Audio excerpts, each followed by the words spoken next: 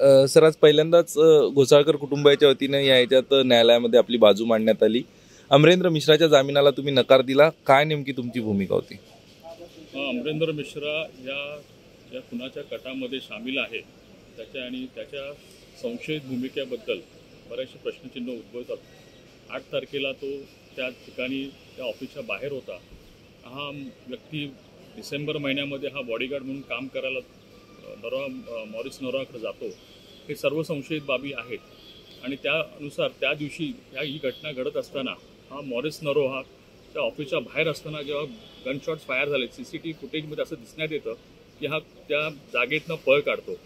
तो कुणाशी तरी बोलत असतो फोनवरती आणि त्या CCTVमध्ये ते रेकॉर्डिंग आलेलं आहे आणि शांतपणे हा व्यक्ती रात्री घरी जातो। कुठेही पोलिसांना जाऊन त्याच्याबाबत नोंद घेत नाही आणि त्याच्या पिस्टलमधनं ही फायरिंग झाले असं प्रायमा फेसी तिथं निष्पन्न होतं।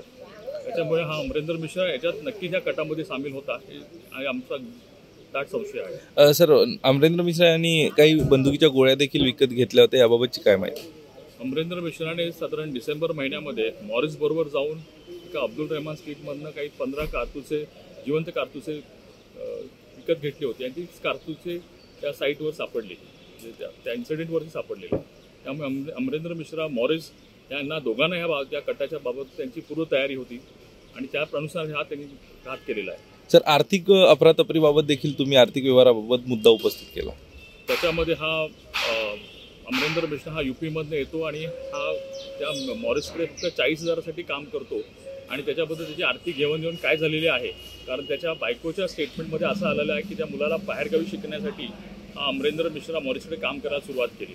त्यामुळे याच्यात आर्थिक पैसे त्याला किती मिळाले, त्याच्या खात्यावरती पैसे किती आले, त्या नातलगांच्याकडे काय पैसे आले, या बाबतीत नक्कीच पोलिसांना तपास करावा लागेल।